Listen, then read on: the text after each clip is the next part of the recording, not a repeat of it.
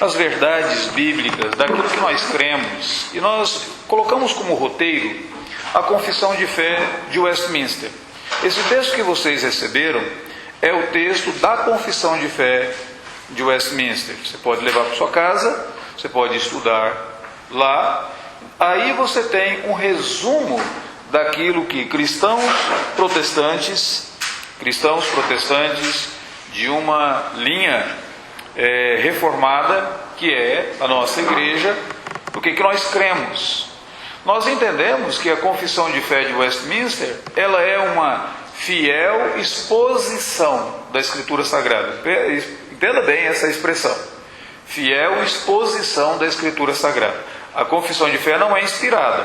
Inspirada é só a Bíblia. Só a Bíblia é a palavra de Deus. Nós precisamos do auxílio de pessoas para interpretar a Bíblia. Nós vimos isso no próprio capítulo 1, quando estávamos falando sobre o conhecimento de Deus. No capítulo 1 fala sobre a Escritura Sagrada, e tem uma frase em um dos parágrafos desse capítulo 1 que diz assim, que as coisas relacionadas à salvação, elas estão claras, explícitas na Bíblia Sagrada, que até uma criança pode compreender, e até uma pessoa sem um grande entendimento, ela pode compreender. O que é necessário para a minha salvação? Saber que eu sou um pecador, isso é necessário. Saber que Deus me amou, saber que Deus mandou Jesus para morrer em meu lugar, essas coisas são necessárias para a minha salvação. E saber que eu preciso acreditar que Jesus é o único Salvador, que Ele não é um Salvador, mas Ele é o único Salvador. Então essas coisas são necessárias. Até uma criança pode compreender essas coisas na Bíblia Sagrada. Mas a própria Confissão de Fé diz, há outros textos da Bíblia Sagrada que eles são mais complexos e eles necessitam de uma interpretação. E por isso que quando nós falamos, nós vamos estudar as verdades da Palavra de Deus à luz da Confissão de Fé de Westminster. Você vai dizer, por que, pastor, esta Confissão de Fé de Westminster e não outra? Por que não o credo apostólico? Bom, em primeiro lugar, porque nós já estudamos o credo apostólico aqui. Essa é a primeira coisa.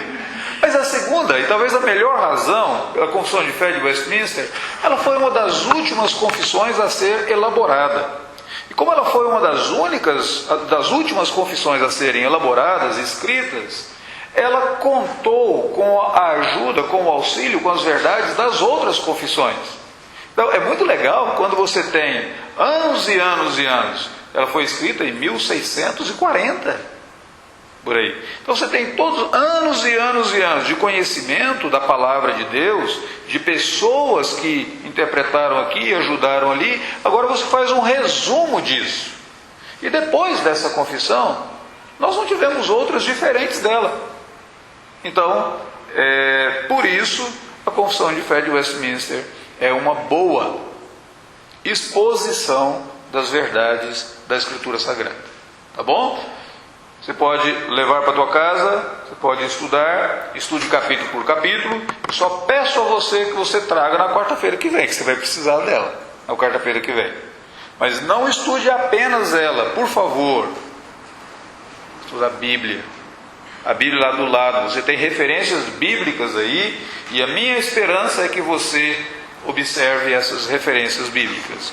Hoje nós vamos estudar esse primeiro parágrafo do capítulo de número 2. Então abra aí, no capítulo de número 2, ele fala sobre Deus. Ele tem 3 parágrafos.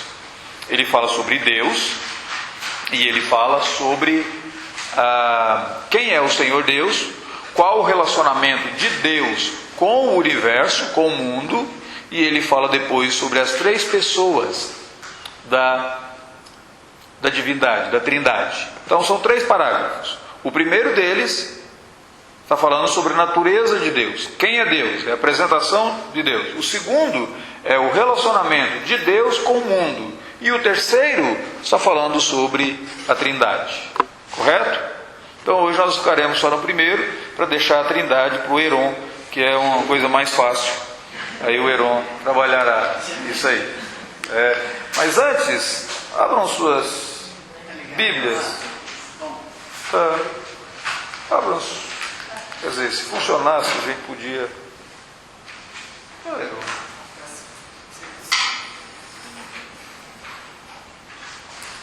Abram suas Bíblias, nós vamos ler esses 3 textos da Bíblia Sagrada. Está lendo aqui. Primeiro, esse texto de Isaías 40. É um texto muito conhecido. Geralmente nós lemos esse texto aos domingos pela manhã, no início do culto, porque é um texto que fala sobre o Senhor nosso Deus. Eu creio que a última vez foi o Heron quem leu para nós.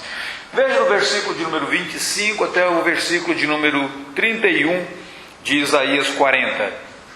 Diz assim: A quem, pois, me comparareis para que eu lhe seja igual? Diz o Santo. Levantai ao alto os olhos e vede. Quem criou essas coisas? Aquele que faz sair o seu exército de estrelas, todas bem contadas, as quais ele chama pelo nome, para ser ele grande em força e forte em poder. Nenhuma só vem a faltar. Porque, pois, dizes, ó Jacó, e falas, ó Israel, o meu caminho está encoberto ao Senhor, e o meu direito passa despercebido ao meu Deus. Não sabes?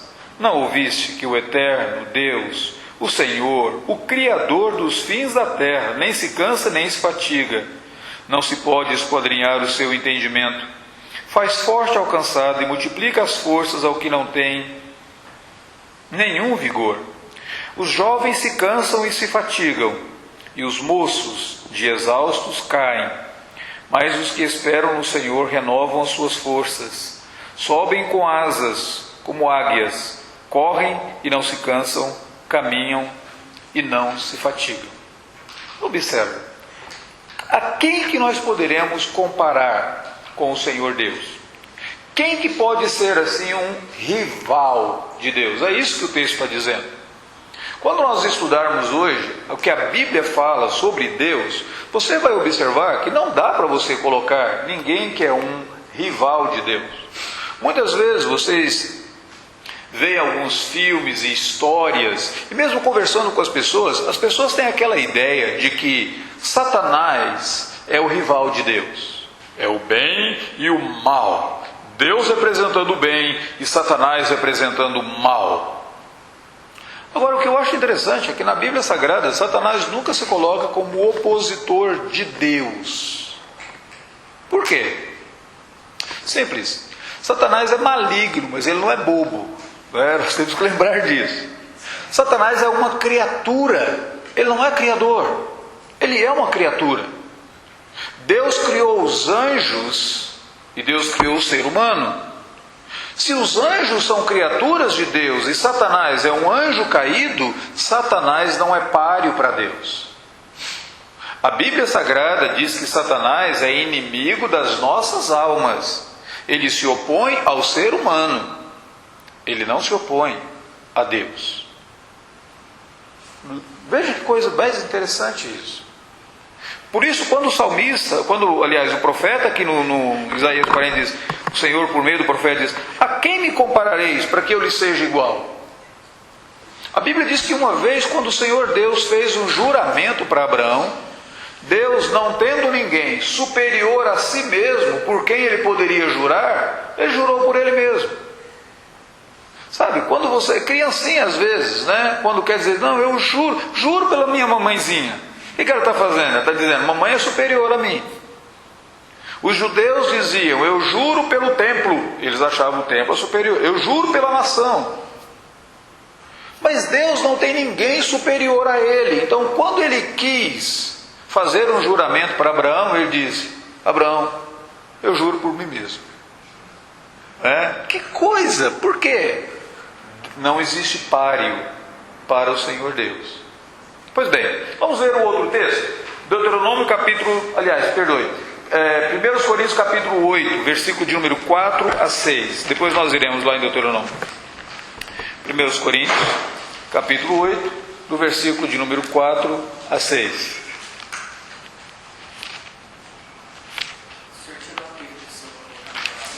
Tirei.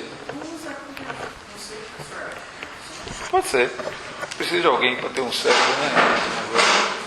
Depois. 1 Coríntios capítulo 8, versículo 4 a 6, diz assim: no tocante à comida sacrificada a ídolo, sabemos que o ídolo de si mesmo nada é no mundo, e que não há senão um só Deus. Porque ainda que há também alguns que se chamem deuses, quer no céu ou sobre a terra, como há muitos deuses e muitos senhores, todavia para nós há um só Deus e Pai, de quem são todas as coisas, e para quem existimos, e um só Senhor, Jesus Cristo, pelo qual são todas as coisas, e nós também com Ele. Então, observe que coisa fantástica aqui. Nós sabemos que só existe um Senhor, somente um que é Deus. E é isso que o apóstolo Paulo está dizendo aí. Tem muitos que se chamam deuses, mas somente um. Esse texto de Deuteronômio é aquele texto que a gente diz que é a Shema. Aquele texto que os judeus, todo judeu vai aprender esse texto. Você vai encontrar uma partezinha desse texto bem perto da porta da casa de um judeu. O texto diz: ouve, ó Israel, o Senhor teu Deus é o único Senhor. Amarás, pois, o Senhor teu Deus de todo o coração. Deus é o único Senhor. O pai ensinaria para uma criança, aqui em Deuteronômio 6, de número 4, desde a tenra idade. O pai e a mãe estariam lá caminhando, andando, a mamãe lá para o supermercado com a criancinha, e dizer: vamos lembrar, minha filhinha, do que a palavra de Deus diz. O Senhor nosso Deus é o único Senhor. Então, esses textos falam sobre o Senhor Deus. E aí, quando você lê a confissão, quando você lê o texto, aqui é uma coisa muito interessante, porque quando nós falamos, por que eu vou começar a estudar sobre Deus? Porque todas as outras doutrinas, de alguma maneira, elas estão fundamentadas em Deus. Se Deus é verdadeiro, então vale a pena estudar a Bíblia e saber que a Bíblia é a palavra de Deus, que a Bíblia é verdade. Se Deus é verdadeiro, aquilo que Ele diz a meu respeito, o homem, ser humano, como criatura de Deus, isso é verdade. Se Deus é verdadeiro, se Deus existe, Ele é verdadeiro, o que Ele fala sobre a igreja é verdade. O que Ele fala sobre as últimas coisas, tudo isso é verdade.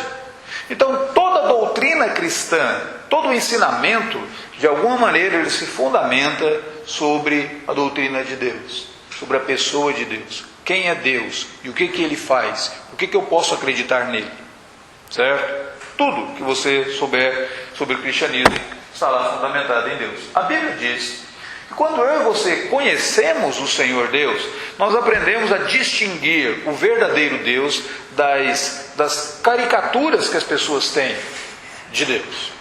Tem algumas pessoas que elas fazem caricaturas de Deus mais ou menos assim: Deus é um verdadeiro Papai Noel. É aquele que eu posso pecar, e Deus só faz o bem para mim. Eu digo: olha, querido, isso é uma caricatura de Deus. Porque a Bíblia diz que Deus também é justo. A Bíblia diz que Deus é juízo. A Bíblia diz que o Senhor Deus, Ele odeia o pecado.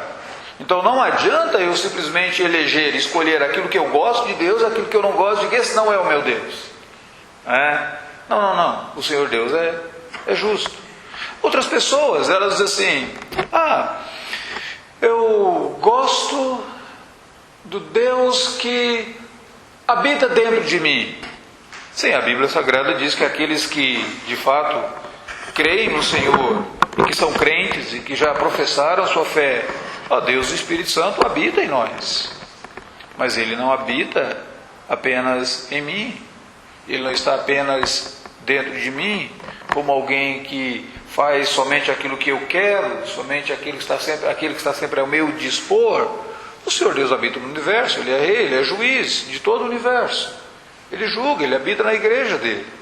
Então eu preciso tomar cuidado com algumas caricaturas de Deus que as pessoas às vezes fazem. Tá? Cuidado com isso? A Bíblia Sagrada diz que quando eu conheço Deus, eu vejo que os outros não são deuses. Esse texto aqui de Isaías 46, versículo 9, diz que o Senhor é apenas, Ele é o único. E todos os outros deuses não passam de invenções, de imaginações humanas.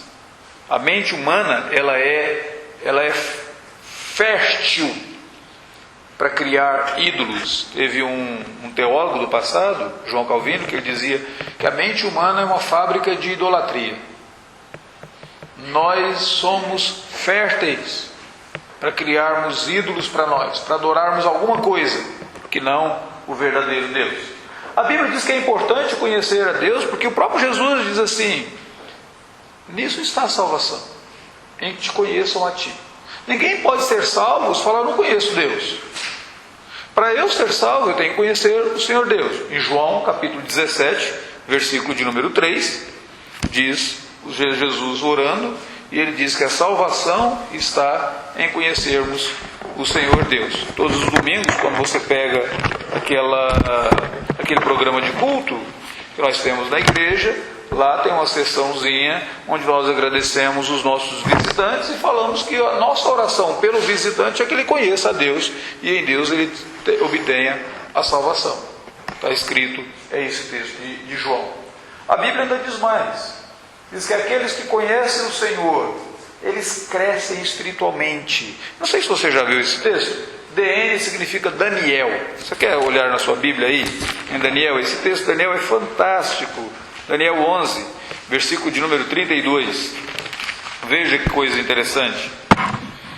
Diz assim, no finalzinho do versículo: o povo que conhece o seu Deus se tornará forte e ativo.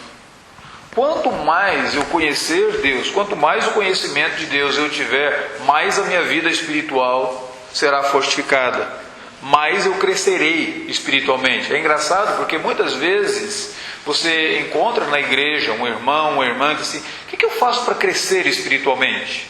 Bom, está aí uma primeira dica: conheça Deus, busque o conhecimento do Senhor Deus. Esse capítulo da Confissão de Fé de Westminster, ele procura ajudar a mim e a você a conhecermos Deus. Ele resume o que a Bíblia Sagrada ensina sobre Deus. Então, ele tem... esse é o primeiro parágrafo dele. São 3 parágrafos. Nós só vamos ficar nesse primeiro parágrafo aqui, nessa noite. Diz assim: há um só Deus, vivo e verdadeiro, o qual é infinito em seu ser e perfeições. Aqui ele está falando algo sobre o Senhor Deus. O que ele diz aqui sobre Deus? Primeiro, que Deus existe. Deus é singular. Há um só Deus. É uma afirmação da singularidade de Deus. Veja sua Bíblia em Atos capítulo 17. O apóstolo Paulo diz assim que se nós fomos criados por Deus, se nós podemos ser considerados geração de Deus, ou seja, criaturas de Deus, nós não devemos imaginar que a divindade seja feita segundo imaginações humanas, pau, pedra e objetos da criação. Deus não é aquele ídolo. Deus não é aquela imagem. Ali não está Deus. Aquela imagem foi criada. Aquele ídolo foi criado. Deus não é o sol. Deus não é a lua que as pessoas mais primitivas adoraram. Deus não é um animal que também as pessoas mais primitivas adoraram. Deus não é você, que muitas vezes você se adora. Interessante, não é? Por quê? Nós temos essa tendência, muitas vezes, de adorar a criatura, e nós mesmos como criatura. Mas a Escritura Sagrada diz que nós não devemos imaginar e pensar que Deus é produto da nossa imaginação. Ele é singular, Ele é único. Ele é aquele que criou todas as coisas. E nós já vimos que por meio da criação nós aprendemos algo sobre Deus. A criação nos ensina sobre o poder de Deus, sobre a sabedoria de Deus, sobre a divindade de Deus. Então, Deus é singular. Uma outra coisa que é interessante nesse parágrafo, diz assim, que há um só Deus, é que Ele existe. Aqui uma coisa muito interessante, porque Deus é o único ser, o único ser que tem existência independente. Ele é autoexistente. Quem criou Deus? O salmo que nós lemos, o salmo de número 90, diz assim: Senhor, antes que os montes se formassem, antes que a terra, antes da fundação do mundo, o Senhor já existia. Ele é o Criador. Quando Deus apareceu a Moisés, aqui em Êxodo, capítulo de número 3, versículo de número 14, Moisés perguntou para Deus assim: Senhor, qual o teu nome? Para eu falar assim para as pessoas o nome do Senhor. Porque elas vão perguntar, né? Qual é o nome do Senhor? Deus virou para Moisés e falou assim: eu sou o que sou. Você já prestou atenção nessa frase? Eu sou o que sou significa que eu não preciso de ninguém para ser. Eu não dependo de ninguém para existir. Muitas vezes você conversa com uma pessoa, ela vai virar para você e falar assim: e se eu não acreditar em Deus? Se você não acreditar em Deus, Deus continuará existindo. Mas e você sem Deus? Não é? Então, quando a Bíblia diz eu sou o que sou, Ele tem existência nele mesmo. Ele não depende dos meus louvores para Ele existir. Ele não depende da minha crença para Ele existir. Ele não depende da criação para Ele existir. Ele existe. Algumas pessoas pensam assim que Deus criou o ser humano porque Deus estava sozinho no universo, Ele estava se sentindo muito só. Aí Ele criou o ser humano, né, e os anjos e tudo mais, para Ele não se sentir tão só assim. Mentira, Ele não estava só. Deus Pai, Deus Filho, Deus Espírito Santo, Ele tinha comunhão perfeita, eterna, plena. Ele não depende nem dos meus louvores. Agora eu dependo dele. A Bíblia diz: há um só Deus. E a confissão de fé diz isso, nesse parágrafo. Há um só Deus. Mas não diz há uma só pessoa. Lembra bem disso. Mais tarde, lá no terceiro parágrafo desse capítulo 2, vai dizer que esse Deus, Ele subsiste, Ele existe em 3 pessoas. A pessoa de Deus Pai, Deus Filho e Deus Espírito Santo. Então quando diz há um só Deus, está dizendo há uma só essência. Há uma só divindade. E ela subsiste em 3 pessoas. Pastor, como que é isso? Você vai esperar até quarta-feira que vem, se a sua curiosidade você vai segurar aí, ou vai estudar a Bíblia até chegarmos lá.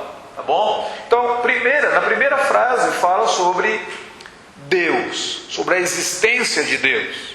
Quem Ele é? Ele é único, não tem ninguém comparado a Ele. Na segunda frase em diante, fala do que Ele é, das qualidades de Deus, daquilo que nós chamamos de os atributos de Deus. Primeiro, Deus é Espírito. Se Deus é Espírito, Deus não tem corpo. Ele é Espírito. Aí vem lá o Davi e pergunta assim: pastor, mas a Bíblia fala, e a mão de Deus guiava o povo de Israel, e o ouvido do Senhor está inclinado para ouvir as nossas orações. Se Deus não tem corpo, como é que a Bíblia fala do corpo de Deus? Isso é uma linguagem que nós encontramos na Escritura Sagrada para nós compreendermos Deus, senão nós não compreenderíamos. A Bíblia foi escrita na linguagem humana. A Bíblia é a palavra de Deus, mas ela foi escrita na linguagem humana. Aquele teólogo que eu falei para vocês, o Calvino, ele dizia assim: Deus, quando Ele se revelou na Bíblia Sagrada, Ele se acomodou a nós. Porque se Ele falasse em uma linguagem que eu não entendo, que edificação nós teríamos? Sabe quando você vai ao médico? Érica, desculpa. Mas sabe quando você vai ao médico? E aí o médico começa a conversar com você de uma maneira toda técnica. E você diz assim, é grave, doutor? Muitas vezes ele está se referindo a algo simples, mas uma linguagem técnica. E o leigo do lado de cá não entende nada. Correto? Bom, se o Senhor Deus utilizasse toda a linguagem técnica dele para falar, nós não entenderíamos. Então ele se acomodou a nós. Tem no português, tem uma palavra que é clara nesse sentido. Quando nós encontramos na Bíblia Sagrada formas de corpo atribuída a Deus, nós chamamos isso de antropomorfismo. Palavra complicada, né? Vou explicar para vocês. Morfologia. Morfe, forma. Antropos, ou antropologia, é o homem, o estudo do ser humano. Então pega antropomorfe, forma do homem, antropomorfia. Você atribui a forma do homem a Deus para você entender melhor. Então quando a Bíblia Sagrada diz assim, a mão de Deus os guiava, você diz, opa, Deus está sendo cuidadoso com eles. Os ouvidos do Senhor estão inclinados à nossa oração. Opa, Deus nos atende. O coração de Deus se entristeceu. Então você entende essas coisas. Correto? São metáforas que a Bíblia utiliza. Por quê? Porque está atribuindo formas humanas a um Espírito puríssimo que é o Senhor Deus. Como Deus é Espírito, Ele é invisível. Por causa disso, Ele pode estar em todos os lugares. Nós não o vemos.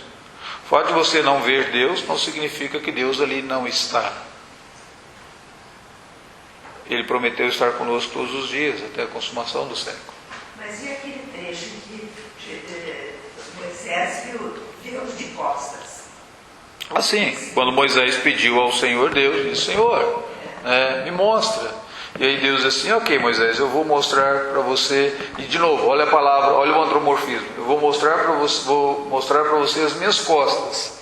Quando Moisés vê, a única coisa que Moisés vê não é uma imagem, mas ele vê palavras. Nós vamos ver o texto bíblico lá, porque assim, Senhor Deus misericordioso, Senhor Deus longânimo, Senhor. Então ele começa a falar das qualidades de Deus, da bondade de Deus.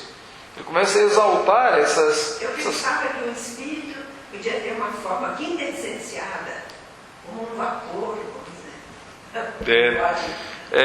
Cuidado com as imaginações, né? Nós acabamos de falar sobre isso agora mesmo. Cuidado com as imaginações. Tá? A gente imagina algumas coisas, mas não confie na tua imaginação. Correto? Porque nós só imaginamos aquilo que nós conhecemos daqui. Nós não conseguimos imaginar o que nós não conhecemos. Certo? A Bíblia... Sim, a Bíblia Sagrada diz que Deus se encarnou em Jesus Cristo. Quando Deus aparecia no Antigo Testamento, Ele assumia formas de um anjo, de uma pessoa, de uma sarça ardente, de uma rocha. Então Ele assumia forma, mas é assumir forma temporariamente, para que a pessoa pudesse ver. Os profetas tinham visões, Deus assumia formas. Talvez no caso de Moisés, ele tenha até assumido alguma forma, a fim de mostrar as costas dele a Moisés. Mas assumir uma forma não significa você existe, você tem uma forma. Lembra bem disso. Cuidado com as nossas imaginações nesse sentido. Ele é Espírito puríssimo, invisível, sem corpo, membros, sem paixões. Essa palavra é importante, nós precisamos lembrar dela. Porque quando diz assim que ele não tem paixões, deixa eu pular para o 3 aqui, e o 2 era aquele que eu tinha que ver com vocês. Paixão é um sentimento humano, não é? Eu estou apaixonado. Já ouviu a expressão? Provavelmente você já falou isso alguma vez. Paixão é um sentimento humano. Você não vê um gato virando para uma gata e dizer, estou apaixonado por você. Não é nada. O animal tem instinto. O animal se relaciona por meio desse instinto, mas nós agimos por meio da paixão. A paixão muitas vezes nos leva a fazer algumas coisas bestas, tolas, não é? Tem um texto lá em Provérbios que diz: loucura é a mulher apaixonada. Então faz uns negocinhos assim meio bobinho de vez em quando, que há uma diferença entre paixão e amor. Parece que o amor é um negócio mais concreto, mais real. Você continua tendo o mesmo sentimento de apreço, de dedicação, de devoção e tal, mas não é aquele negócio assim que volátil e chega assim muitas vezes assim domina e pronto e tal. Bom, a Bíblia diz que o Senhor Deus não tem esse sentimento humano. Deus não tem essas paixões humanas. Não significa que Deus seja insensível, que Deus não se compadeça de nós. A Bíblia diz que Ele se compadece de nós. A Bíblia diz que Deus nos ama. A Bíblia diz que Ele enviou o Senhor Jesus por nós. Deus é amor. Então, não ter paixão não significa que Deus seja insensível, que Ele está impassível. Estou lá sofrendo e Deus não vem ao meu socorro. Pelo contrário, a Bíblia diz que Ele vai ao socorro daquele que clama por Ele. Então, eu preciso só entender o significado disso. A palavra paixão, como é um sentimento, de novo, é atribuir a Deus sentimentos que são sentimentos humanos. A palavra que aparece aqui é antropopatia. Desculpa, esse C não existe. Antropopatia. Se uma era antropomorfia, esse é antropopatia. A Bíblia atribui sentimentos humanos a Deus para nós entendermos, pelo menos assim, essa reação. O que está acontecendo com Deus? Quando a Bíblia diz assim: e Deus se arrependeu de ter feito o homem. Mas Deus não se arrepende. Deus não é o homem para que se arrependa. Tem um outro versículo que diz isso. Mas, então o que está acontecendo? Essa palavra, esse sentimento humano, que é comum dos seres humanos, na linguagem bíblica ele é atribuído para Deus, para que eu e você que estamos lendo a Bíblia saibamos o que está acontecendo com Deus nesse momento quando eu peco, nesse momento quando eu me rebelo contra Deus. Então é nesse sentido, é mais uma questão de uma linguagem para falar sobre o Senhor Deus. Mas o texto não para. Lá o texto da confissão, esse primeiro parágrafo aí do segundo capítulo, ele vai falar que Deus possui algumas qualidades. Alguns chamam a palavra qualidade, outros chamam a palavra atributos. Tem alguns atributos que eu chamo de atributos absolutos. O que significa isso? Significa, se Deus não tivesse criado nada, se Ele tivesse continuado existindo, coexistindo nas três pessoas, e não tivesse criado nada, nem ninguém, Ele continuaria tendo essas qualidades. Então são qualidades absolutas. Elas estão nele e elas sempre estariam nele ali, se Ele não tivesse criado. Tem outras não. Nós veremos essas outras qualidades depois que Ele cria. Fica mais claro para nós. Então, por exemplo, Deus é imutável. Ele não muda. Ele não fica velho. Ele não fica novo. Aqui tem um ponto interessante. Deus não pode ser melhorado. Ele é perfeito. Deus não pode ser piorado, porque Ele não muda. Aqui tem um ponto muito fantástico para você. Se Deus é imutável, Ele pode te amar mais do que Ele já te ama.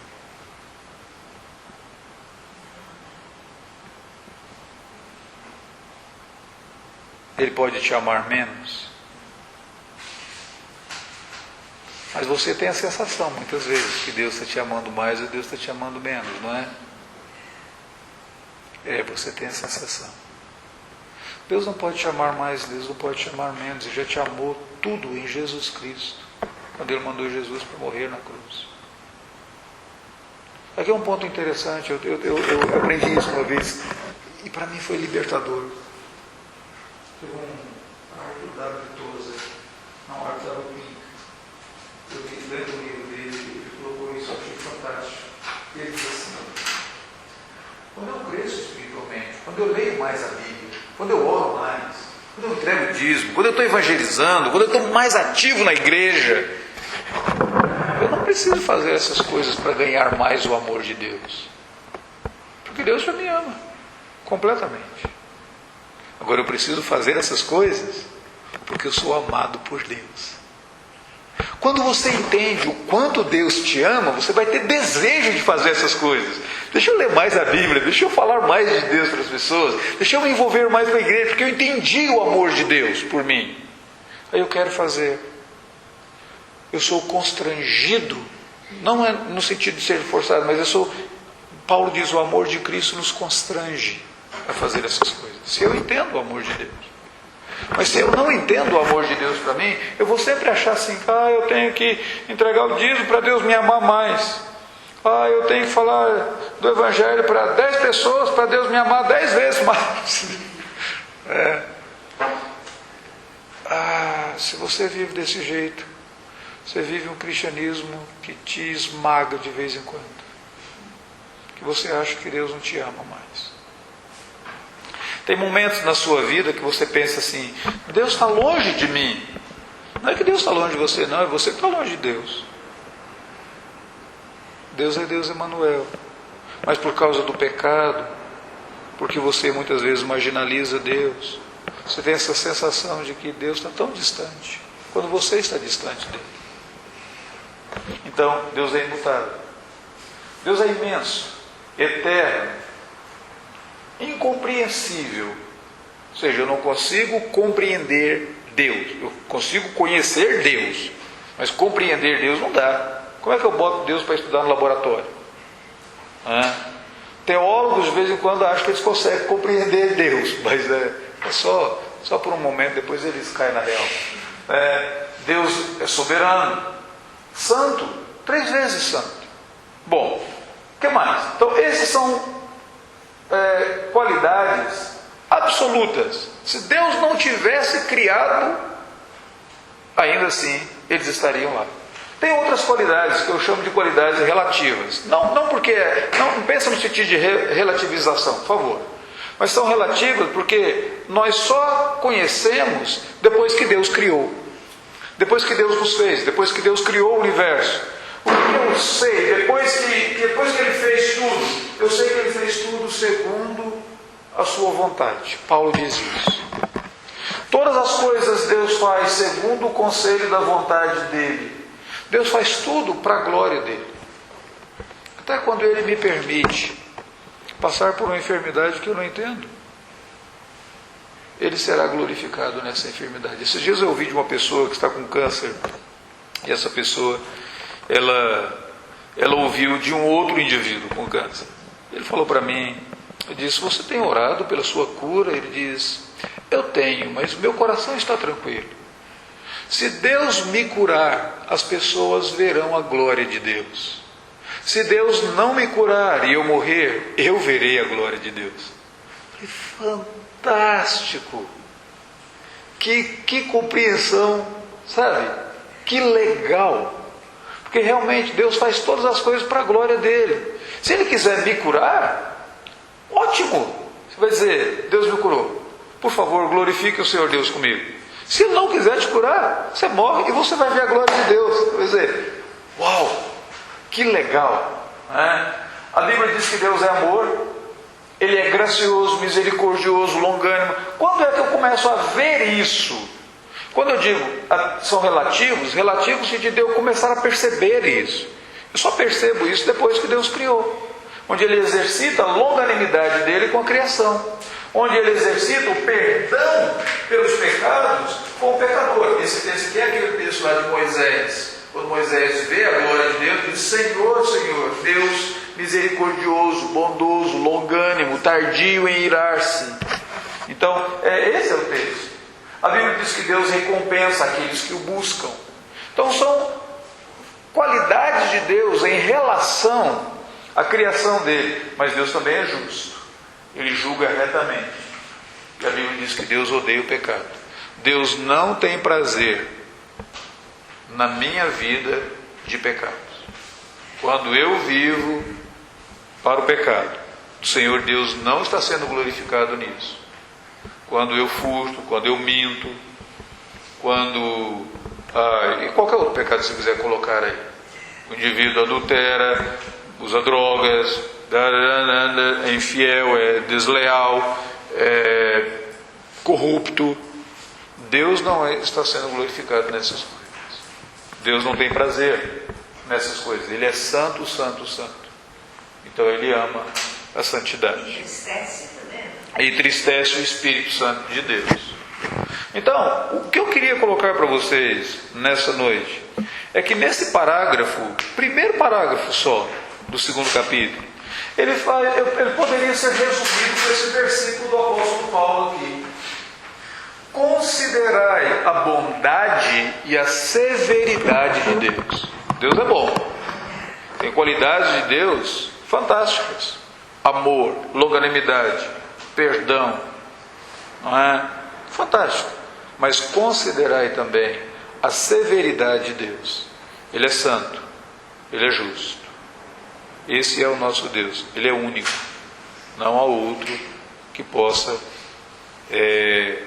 comparar-se a Ele. Portanto, eu creio que isso que nós vimos, resumindo, é o ensino desse primeiro parágrafo aí. Agora aqui, tem alguma pergunta? Oi. O senhor falou assim que o diabo não se opõe a Deus, né? Ele não é páreo para Deus. Ele não é o opositor de Deus. Ele se opõe às obras de Deus, mas ele não é o opositor de Deus no sentido de ser páreo para Deus.